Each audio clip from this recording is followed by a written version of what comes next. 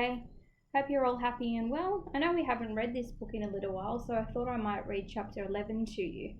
When we last finished off with chapter 10, we knew that Walter was looking for Abby so that he could return the locket after he had left Magda's place. So let's find out what happens next, and at the end of the video you can make a prediction about chapter 12 by replying to this video on Cecil. Alright, chapter 11.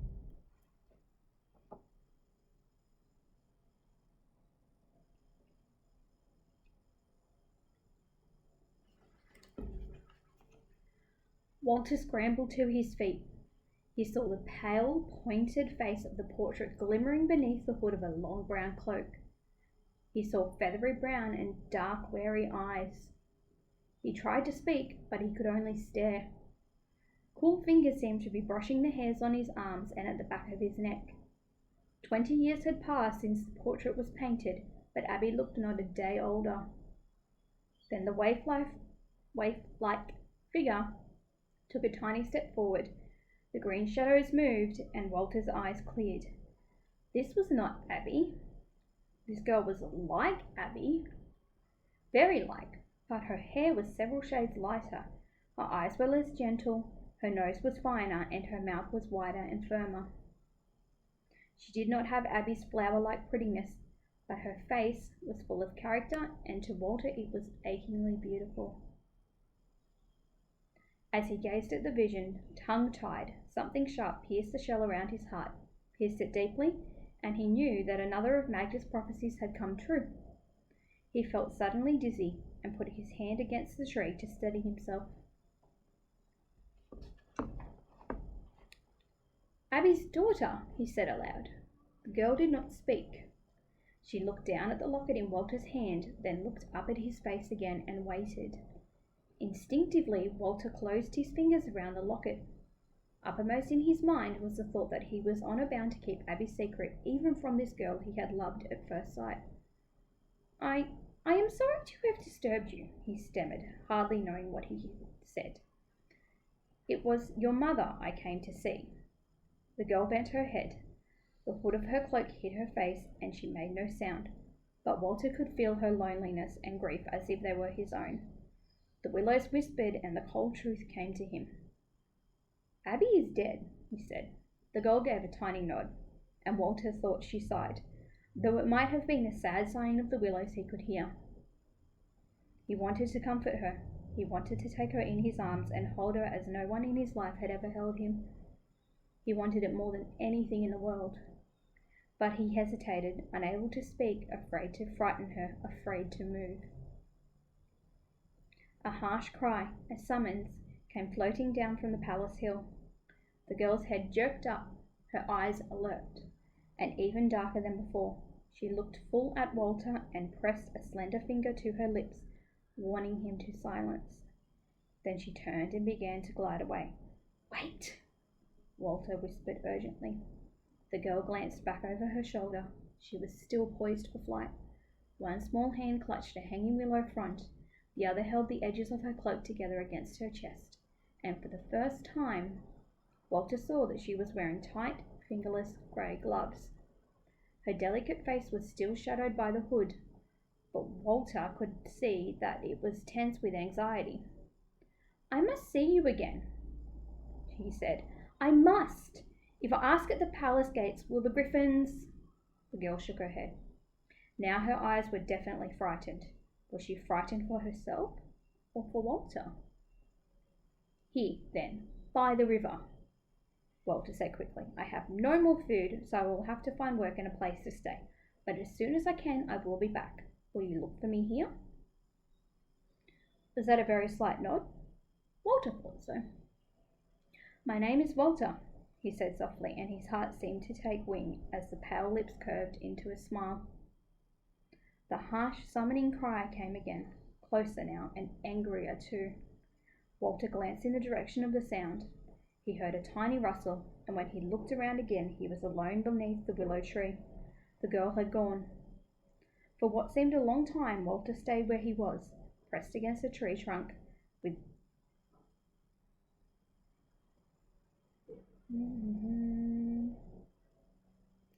while the leafy green curtain around him whispered and billowed in the breeze.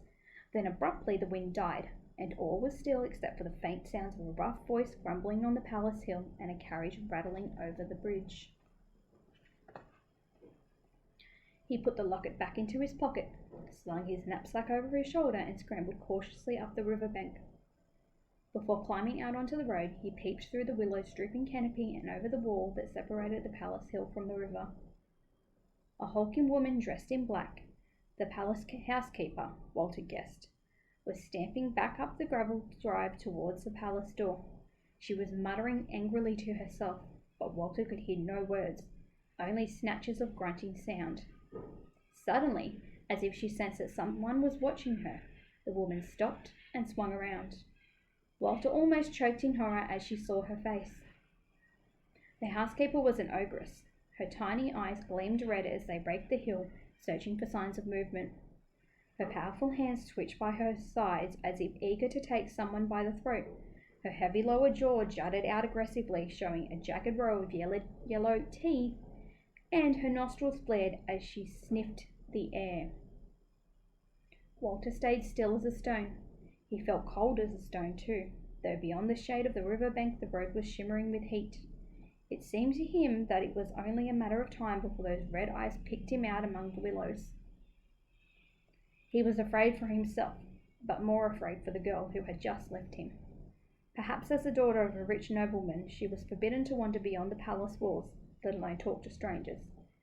Certainly her father must be very strict as well as proud.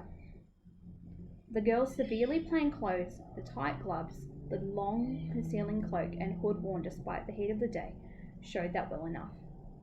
And now that she had lost her gentle mother, she had no one to speak for her. She was under the heavy hand of her ogress guardian while her father was away from home. No wonder she had seemed so nervous and fearful. No wonder she had fled when she heard that angry call. The ogress tilted her head as if she were listening, then abruptly swung round to the palace again and looked up. Walter followed the direction of her eyes and saw, behind the bars of a small window in a tower room, the shape of a pale, pointed face looking down. It was Abby's daughter. He was sure of it. But how on earth had she managed to get back inside so quickly? The ogress put her hands on her hips and made a sound like the snort of a pig. Then she lowered her head and stomped into the palace, slamming the door behind her. His mind in turmoil, Walter crept up to the road and walked briskly on towards the town, trying to look as if he had just crossed the bridge. He glanced casually at the palace as he passed, as would be natural, and saw, or thought he saw, a face pressed to the bars of the tower room window, and a fluttering movement as if a hand had been raised in farewell. The sight tore at his heart, but he knew better than to let his gaze linger on the window too long. He made himself turn his head away almost instantly, and strode on at a steady pace, as if he had nothing on his mind but the long cool drink he would have when he reached the town ahead. He did not look at the griffins as he swung by the iron gates, but he could feel their cold stares like twin knife blades grazing his cheek. "Okay?" Colin breathed, and at Tara's sober nod he turned the page, bracing himself for what he might discover. With relief he saw a lively painting of a plump red hen wearing a flowered apron, one wing spread wide in welcome. The hen was standing in the doorway of a tall, narrow house that opened onto the footpath of a bustling street. The scene looked so real that Colin felt he was standing on the doorstep of the house himself. He could almost smell the flowers blooming in the garden tub by the door, almost hear the clucking of the red hen inviting him in. He found himself smiling as he turned to the text on the opposite page. The haughty grimness of the palace, the rage of the ogress, the ferocity of the griffins, and the sadness of the girl by the river had made Walter expect the worst of the town that Abby's noble husband ruled. He thought it would be a stern, unfriendly place, but to his surprise it was not. It was called Long Rest, and was as pleasant as its name. Graceful old buildings lined the wide streets, which were shaded by spreading trees. Flowers bloomed in well-kept parks and gardens. People smiled at Walter when they met his eyes. Dogs did not bark at him. Shopkeepers standing at their doors nodded politely as he passed. It would not be hard to stay here, Walter thought. It was a great stroke of luck, because whatever long rest had been like, he would have had to find a way to live and work in it if he was to see Abby's daughter again. And since those few moments by the river, seeing Abby's daughter again had become the great aim and purpose of his life. So when he reached the town's grand stone treasure house and saw a discreet notice in the window reading, "Junior Clerk Wanted," Walter swallowed his horrible memories of the counting house cavern, took his courage in both hands, and went in to apply for the job. He was prepared for anything, but in fact the treasure house was as different as possible from the counting house.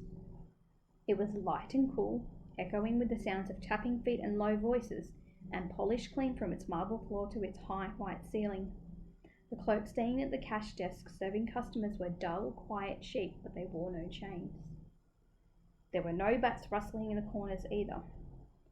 Walter's spirits rose, but he was in for a shock. After he had been interviewed by Master Podge, the pink and ponderous pig who was the senior clerk, he discovered that in a way he had entered the lion's den. The great man who ruled the treasure house was the man who ruled the town. He was Lord Vane, the owner of the palace on the hill. By the time Walter discovered this, it was too late for him to escape. Before he could do more than wonder at the fate that had brought him to this place, he was being ushered into the presence of Lord Vane himself. After what he had seen earlier that day, he was ready to loathe the man, but found he could not. In fact, quite soon he found himself sharing the awe and respect with which the other treasure house servants regarded their master. Lord Vane was tall, handsome and dignified, with a solemn but benign manner guaranteed to put other people at their ease.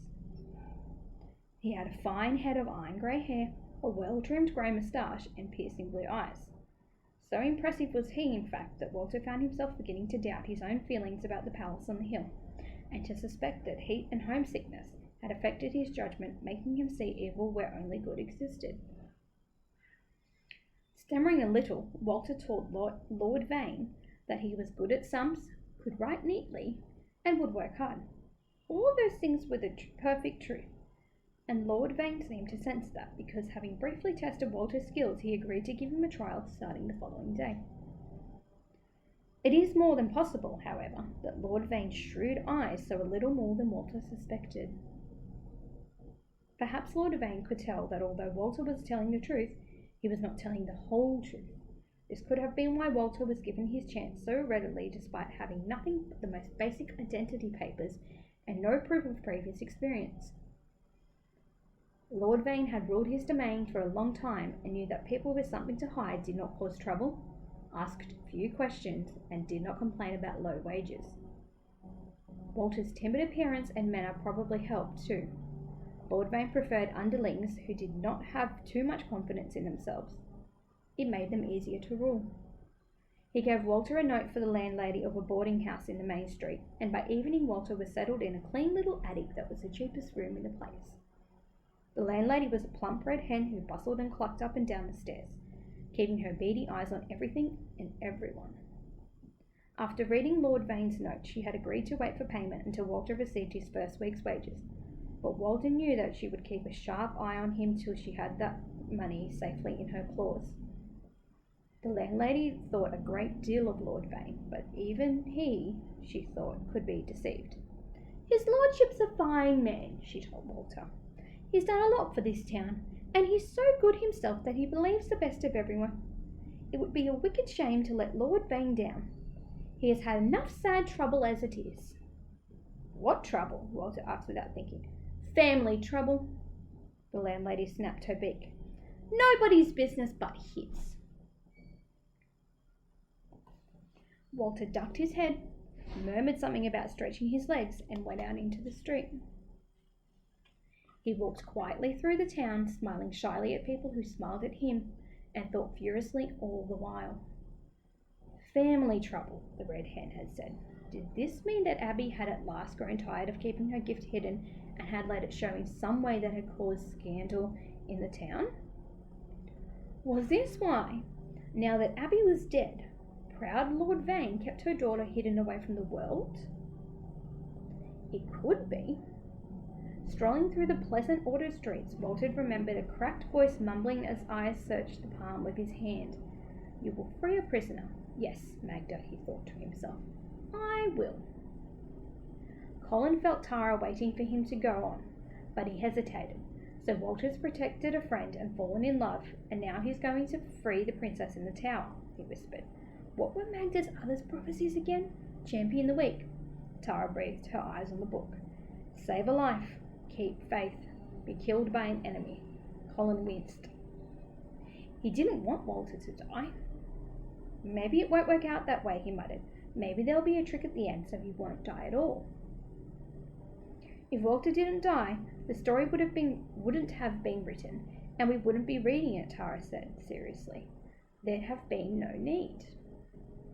She returned Colin's startled stare with that same sad but defiant look she'd given him when she claimed something bad had happened by the dining room door. Then, as Colin swallowed, not knowing what to say to her, she shook her head almost angrily.